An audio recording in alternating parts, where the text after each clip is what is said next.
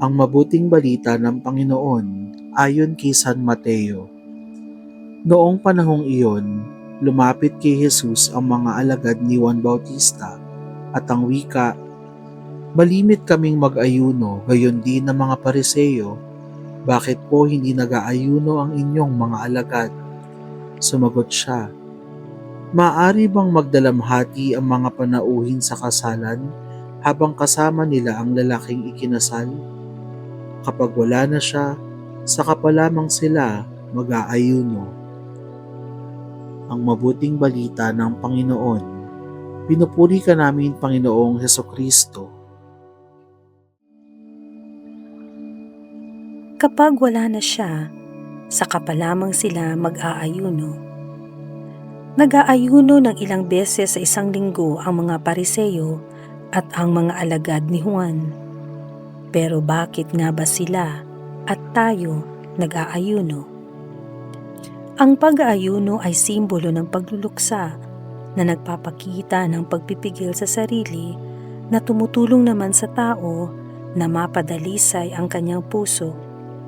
Higit sa lahat, nagpapahayag o nagpapakita ng panloob na pagkagutom sa Diyos ang pag-aayuno. Sa ating ebanghelyo, ginamit ni Jesus ang pag-aayuno upang isiwalat na dumating na ang Diyos sa katauhan niya na matagal nang inaasam ng mga Hudyo. Pagsasaya at hindi pagluluksa ang angkop na tugon sa banal na presensya ni Jesus. Hinihikayat tayo, lalo na tuwing panahon ng Kwaresma, na mag-ayuno. Ginagawa natin ito para mas mapadalisay ang ating puso at makita natin na ang totoo, nagugutom at nauuhaw tayo sa Diyos.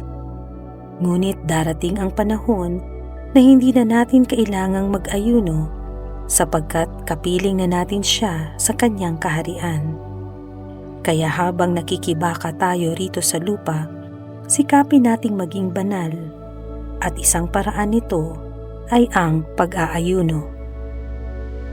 Ilista ang mga bagay na alam mong nakahahadlang sa iyo upang maging banal. Ngayong Kwaresma, sikaping iwasan ang mga ito.